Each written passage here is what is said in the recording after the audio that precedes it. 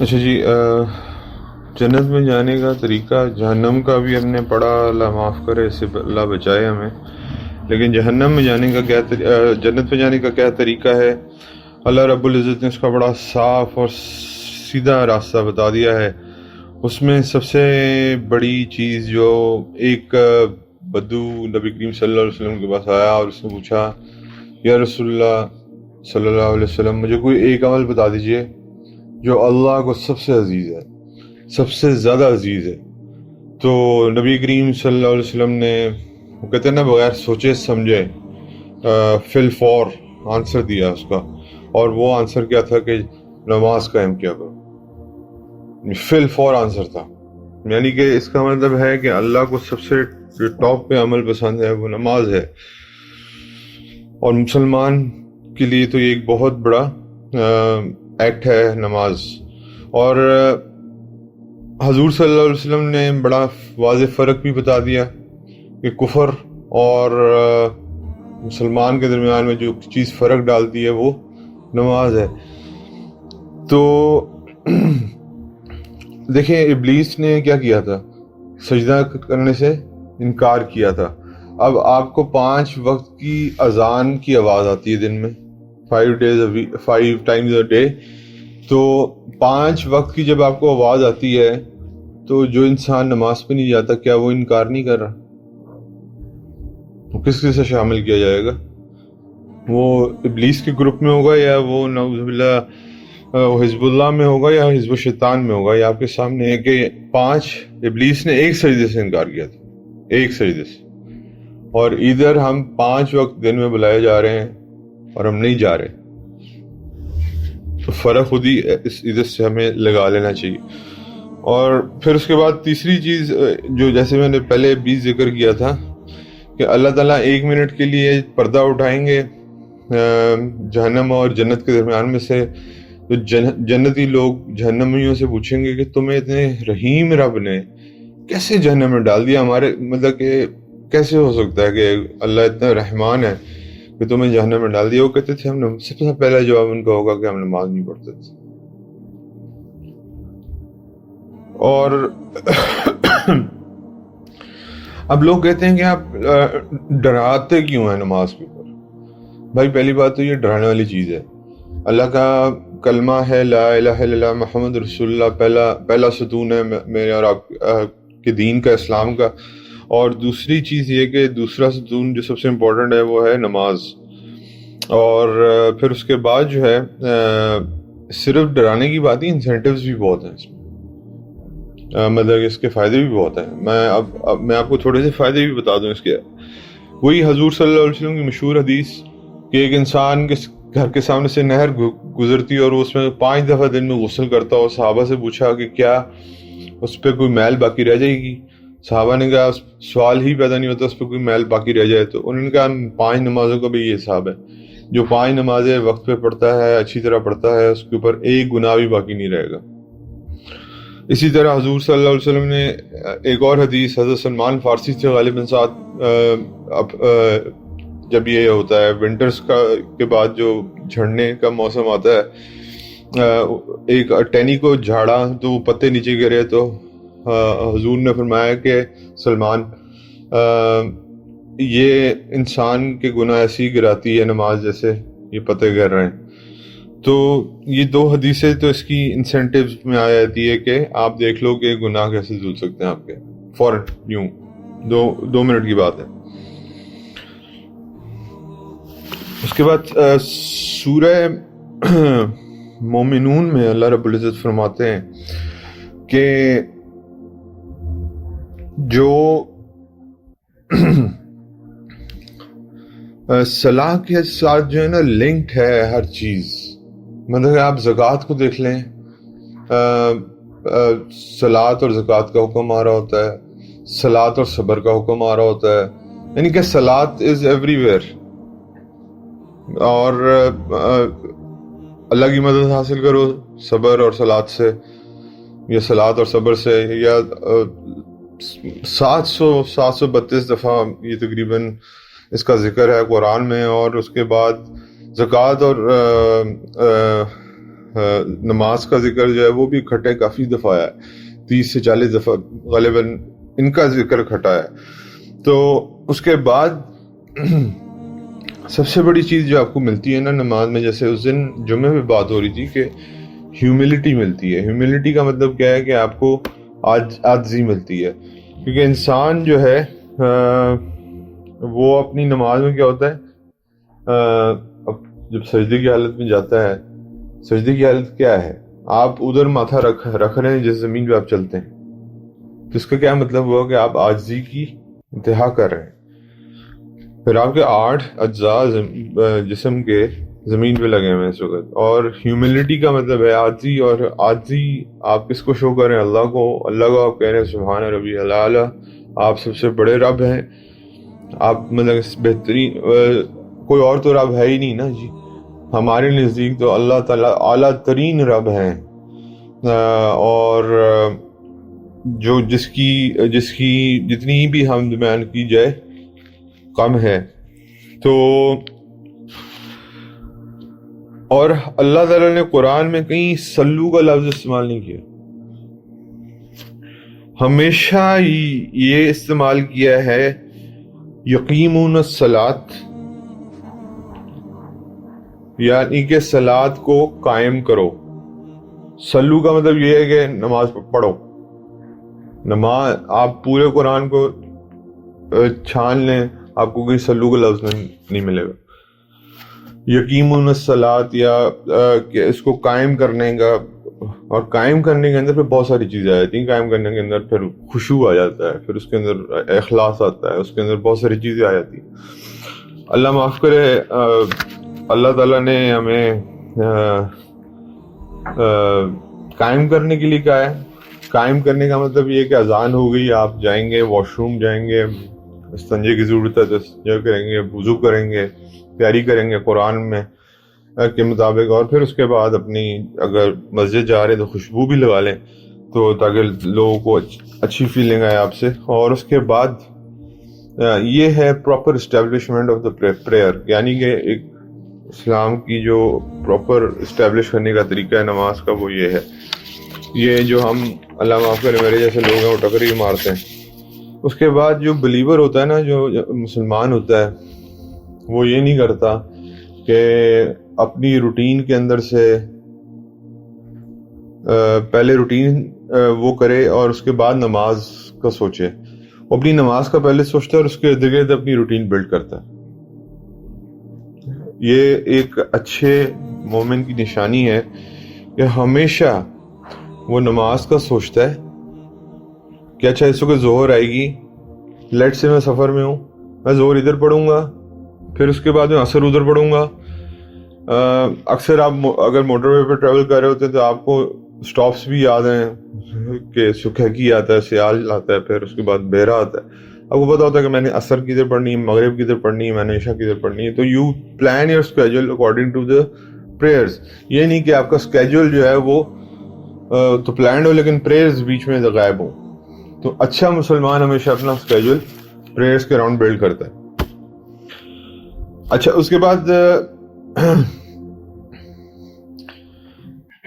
حضور صلی اللہ علیہ وسلم نے فرمایا کہ اللہ کو سب سے زیادہ حالت جو ہے وہ سجدے کی پسند ہے، اور اس لیے سجدے میں لمبی سے لمبی دعائیں مانگا کرو،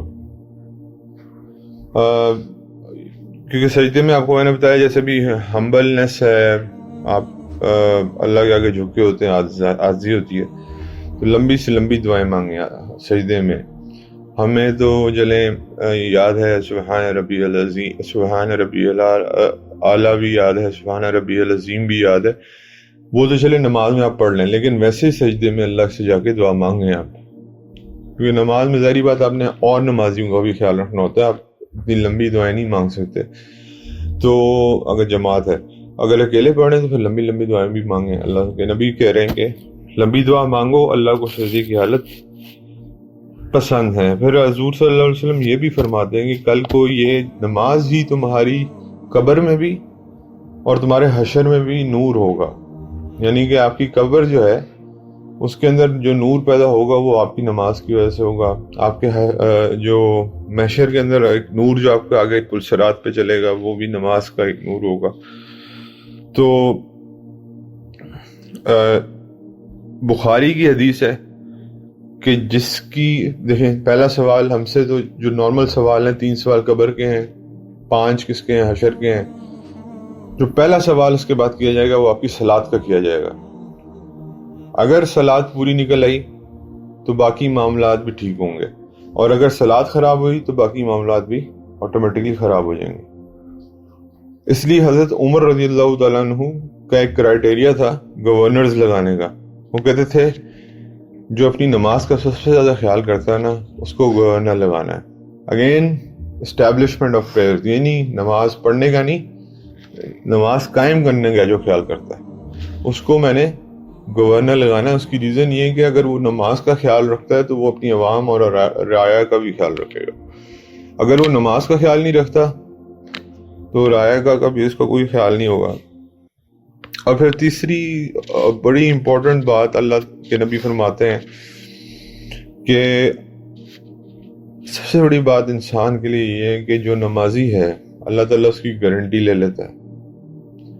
اللہ کہتے ہیں یہ میرے اس میں آ جاتی ہے، اس کا ساری ذمہ داری میرے پاس ہے. جو 5 وقت کی نماز پڑھتا ہے اور جو 5 وقت کی نماز نہیں پڑھتا اللہ کہتے ہیں میرے اوپر اس کی کوئی ذمہ داری نہیں. جو اللہ کی ذمہ داری سے باہر نکل گیا وہ کتنے خطرے میں آپ خود اندازہ کر لیں. میں اس پہ زیادہ بات نہیں کروں گا، لیکن یہ کہ نماز میں سب سے بڑا فائدہ کیا ہے کہ آپ اللہ کی ذمہ داری میں آ جاتے ہیں. اچھا، اب لوگ کہتے ہیں آپ ڈراتے ہیں جی نماز سے، یہ عذاب ہوگا وہ عذاب ہوگا. تو آپ یہ دیکھیے کہ اس کے صرف دینی فائدے نہیں دنیاوی فائدے بھی ہیں. کیا؟ سب سے پہلی بات تو یہ کہ آپ کو صبر حاصل ہوتا ہے نماز سے، عاجزی ہمبلنس حاصل ہوتی ہے، پھر اس کے بعد صبر حاصل ہوتا ہے، اور اس کے بعد پھر آپ کے پاس اللہ تعالیٰ آپ کو ایک پلاننگ کا، جو مومن اپنی نماز کے مطابق اپنا اسکیجول نکالتا ہے نا تو وہ دنیاوی پلاننگ بھی بہتر کر لیتا ہے. اور چوتھی چیز یہ کہ آپ کی فزیکل ایکسرسائز ہو رہی ہے باڈی کی. جو بندہ بالکل ہی ورنہ جوڑ دیکھیں کتنی آپ کے جو جوائنٹس ہیں وہ اپ اینڈ ڈاؤن ہوتے ہیں بار بار، ان کو اللہ رب العزت وہ کرتا رہتا ہے. پھر اس کے بعد سب سے بڑی بات ہے کہ اس نماز کے اندر سکون ہے، دماغ کو تھوڑا سا کیا ملتا ہے، سکینہ ملتی ہے، سکون ملتا ہے. اور پھر اس کے بعد ایک آپٹمزم ہے، یعنی کہ پازیٹیوٹی لے کے آتی ہے نماز آپ کی زندگی میں. تو 5 فائدے ہیں جی نماز کے. دنیاوی صبر، اپنی بہتر پلاننگ، کیونکہ اسکیجول کے اراؤنڈ نماز کو بلڈ کرنا، مطلب کہ نمبر 1 از صبر، نمبر 2 از کہ آپ اپنا اسکیجول بلڈ کر رہے ہیں اراؤنڈ دا پریئر، یعنی کہ پلاننگ آپ کی بہتر ہو رہی ہے، ایکسرسائز ہو رہی ہے، سکون مل رہا ہے آپ کو ذہنی طور پہ، اور یہ آپٹمزم آپ کے اندر بلڈ کرتی ہے. 5 فائدے. اور اس کے اندر اور اگلی بات یہ آتی ہے کہ جو ہے نا آپ کا جو اس میں آپ پرائیویٹ ڈسکشن کر رہے ہیں آپ اللہ سے، سب سے بڑی بات. اس سے بڑھ کے کیا بات ہو سکتی ہے کہ آپ پرائیویٹ ڈسکشن کر رہے ہیں اللہ سے. This is your 1-on-1 meeting with اللہ. میں ادھر کسی بڑے منسٹر، وزیر اعظم، آرمی چیف، واٹ ایور جس سے بھی ملا ہوں تو میرا تو دماغ خراب ہو جاتا ہے کیونکہ میں اکیلا مل کے آیا ہوں. تو اور یہاں اگر ہم اس چیز کو سوچیں تو اللہ کے ساتھ آپ 1-on-1 بات چیت کریں، اور اللہ آپ کی سوالوں کا جواب بھی دے رہے ہیں. سورہ فاتحہ جب آپ پڑھتے ہیں تو اللہ سے جواب دیتے ہیں.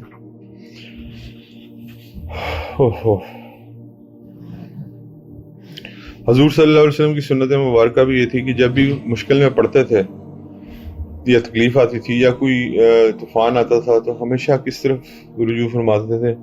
نماز اور صلاح کی طرف. اور حضور صلی اللہ علیہ وسلم کی ایک اور حدیث اس پہ آتی ہے کہ میری جو تقریباً 5 پلرز ہیں ہمارے جو کھڑے ہیں، جس پہ دین ہمارا کھڑا ہے، یہ کہتے ہیں کہ نبی کریم صلی اللہ علیہ وسلم فرماتے ہیں صلاح ایک آخری پلر ہوگا جو آخر میں وینش ہونا شروع ہوگا. یعنی کہ لوگ حج بھی چھوڑ دیں گے، لوگ زکوٰۃ دینا بھی چھوڑ دیں گے، لوگ روزہ رکھنا بھی چھوڑ دیں گے. اور اب آپ دیکھ، روزے کی عزت ویسے نہیں جیسے پہلے ہوا کرتی تھی، تعظیم ویسے نہیں کرتے لوگ جیسے پہلے کیا کرتے تھے. آپ کو واقعہ سنایا میں نے پہلے کہ ایک یہودی نے اپنے بیٹے کو تھپڑ مارا اس وجہ سے کہ وہ مسلمان بستی سے گزر رہا تھا کہ لوگوں نے روزہ رکھا ہوا تھا اور وہ کھا رہا تھا، وہ یہودی تھا. پہلے ایسے تعظیم ہوا کرتی تھی، دوسرے ریلیجنز بھی آپ کی تعظیم کیا کرتے تھے. اسی طرح ہمیں بھی دوسرے ریلیجنز کی تعظیم کرنی چاہیے جب ان کے روزے چل رہے ہوتے. اس کے بعد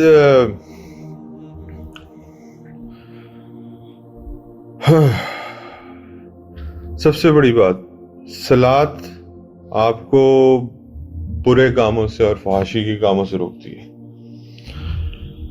حضور صلی اللہ علیہ وسلم کی ایگزیکٹ حدیث یہ کہ نماز روکتی ہے برائی سے اور فحاشی کے کاموں سے، اور وہ نماز ہی نہیں جو آپ کو برائی اور فحاشی کے کاموں سے نہ روکے.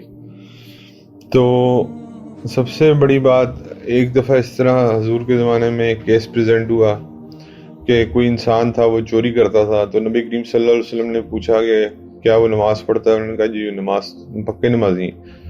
تو انہوں نے کہا کہ بس یہ نماز جو ہے نا اس کی چوری چھڑوا دے گی. ایک بندے کو میں جانتا ہوں پرسنلی جو شراب کا بہت عادی تھا، لیکن پتہ نہیں نماز نہیں چھوڑتا تھا. مطلب کہ اللہ معاف کرے، نائٹ کلب میں بھی جانا ہے تو اس کے بغل میں نا مصلی ضرور ہوتا تھا. اس کو پتا تھا تو میں نے فجر کی نماز پڑھنی ہے، اور اللہ نے اس کو ہدایت دے دی ماشاءاللہ، شراب بھی چھوٹ گئی، سب کچھ چھوٹ گئی. تو اس کے بعد حضرت موسیٰ علیہ السلام کا ایک انسیڈنٹ میں آپ کو بتا دوں، اس سے آپ کو پتہ چل جائے گا کہ نماز کتنی سخت چیز ہے. کہ ایک عورت کو لایا گیا حضرت موسیٰ علیہ السلام کے سامنے، اور اس عورت نے اقرار کیا کہ جی میں نے زنا کیا. حضرت موسیٰ علیہ السلام کو پتہ ہے بہت زیادہ غصے والے تھے. حضرت موسیٰ علیہ السلام کا چہرہ جو ہے نا وہ چہرہ مبارک لال ہونا شروع ہو گیا. تو حضرت موسیٰ نے اس سے پوچھا کہ کیا تم نماز پڑھتی ہو؟ اس نے نہیں. اس نے حضرت موسیٰ علیہ السلام بیٹھے ہوئے تھے، کھڑے ہو گئے، چہرہ شدید ہو. کہتے ہیں یہ جو تمہارا پہلا گناہ ہے یہ تمہارے اس گناہ سے چھوٹا ہے. یعنی کہ زنا is a smaller sin than abandoning the prayers. یعنی کہ زنا چھوٹا ویسے کبیرہ گناہوں میں سے، لیکن نماز چھوڑ دینا اس سے بڑا گناہ ہے. تو حضرت موسیٰ علیہ السلام نے اس کو بڑی سختی سے پیش کیا اور سزا زنا کی بجائے جو ہے وہ صلاۃ نہ پڑھنے کی دی اور قتل کرنے کا حکم دیا. کیونکہ اللہ کے نزدیک جو نماز کا انکاری ہے وہ کافر ہے، اور وہ پھر حضرت موسیٰ علیہ السلام نے کیسے قتل کر. پھر اس نے موسیٰ علیہ السلام سے معافی مانگی اور اس نے وعدہ کیا کہ میں نماز پڑھوں گی. اس کے بعد سب سے اور آخری دو باتیں نبی کریم صلی اللہ علیہ وسلم نے سب سے بڑی بات یہ کی ہے، it's the coolness of my eyes. میری آنکھوں کی ٹھنڈک ہے. اللہ کے نبی سے ہم نے بہت مطلب ان کی زندگی میں ان کو بہت ستایا گیا ہے. تو میں اور آپ کم از کم ان کی آنکھوں کی ٹھنڈک نہیں بن سکتے نماز پڑھ کے. نمبر سب سے امپورٹنٹ چیز ہے کہ آنکھوں کی ٹھنڈک ہے، یعنی کہ جو انسان نمازی ہے خوشی و خضوع والا اگین قائم کرتا ہے نماز کو، حضور صلی اللہ علیہ وسلم کے لیے وہ کیا ہے؟ آنکھوں کی ٹھنڈک ہے. اور بچپن سے ایک حدیث سنتے آ رہے ہیں، بچپن سے جس ٹاپک سے میں نے شروع کیا تھا کہ جہنم سے بچ کے جنت میں کیسے جانا ہے، نماز کے بارے میں آپ نے شروع سے ایک بچپن سے حدیث سنی ہے کہ نماز جنت کی کنجی ہے. It's the key to the door of heaven. تو میں اور آپ بچپن سے یہ چیز سنتے آ رہے ہیں. تو میرے بھائیوں، دوزخ کا بھی ہم نے عذاب پڑھا ہے، ابھی پڑھا ہے کہ اللہ معاف کرے. پہلے تو وہ ہیمر پڑے گا، نعوذ باللہ، اس سے سر پھٹے گا، پھر اسے کھولتا ہوا پانی اندر ڈالا جائے گا، وہ سیدھا آنتڑیوں تک پہنچے گا، مطلب انڈسٹائنس تک، اور انڈسٹائنس باہر نکل جائیں گی، انسان کے پاؤں میں گر جائیں گی، جلد جھاڑ کے نیچے گر جائے گی. Do we want that kind of عذاب نعوذ باللہ، اور we want to go into جنہ؟ فیصلہ ہمارے پاس ہے. لیکن یہ یاد رکھیے گا نماز میں خشوع و خضوع بہت ضروری ہے. اگر ہم نماز خشوع و خضوع میں نہیں پڑھتے تو اللہ معاف کرے ہمارے لیے بڑی پرابلمز ہیں. تو اس لیے یہ سمپلسٹ وے ہے ٹورڈز جنہ اور جہنم سے بچانے کے لیے سب سے آسان طریقہ. آپ کو کنورسیشن بھی بتا دی, اور یہ تو عذاب کا ایک آیت ہم نے پڑھی ہے نا, 2 یا 3 آیتیں پڑھی ہیں. مطلب کہ جو دوزخ کے عذاب ہیں وہ صرف اتنے نہیں ہیں, یہ تو بہت خطرناک عذاب بتایا میں نے آپ کو کہ اس طرح بھرا پڑا ہوا ہے دوزخ کا عذاب. اور سب سے بڑی بات ہے ہمیشہ رہنے والا, کبھی ختم نہیں ہونے والا. تو میرے بھائی نماز کی پابندی اور اس کا قائم کرنا بہت ضروری ہے. اور میں نے آپ کو بتا دیا حضرت موسیٰ علیہ السلام زنا سے بڑا گناہ کہہ رہے ہیں نماز چھوڑنے کو, اور ان کے چہرے کا حال متغیر ہے. زنا کو سن کے اتنا غصہ آیا ان کو غصہ, لیکن اتنا نہیں آیا جتنا نماز چھوڑنے کا سن کے آیا. تو اب خود ہمیں اندازہ کر لینا چاہیے کہ ہماری نمازیں کیسی ہیں نمبر 1, اور پھر اس کے بعد اس کو چھوڑنے کے کیا نقصانات ہیں. اللہ تعالیٰ ہمیں نماز قائم کرنے والوں میں سے بنائے, نہ کہ وہی والی بات کہ سلو کا لفظ استعمال نہیں کیا اللہ نے, نہیں واقعی الصلاۃ کا لفظ اللہ نے استعمال کیا. جزاکم اللہ خیر. بہت شکریہ.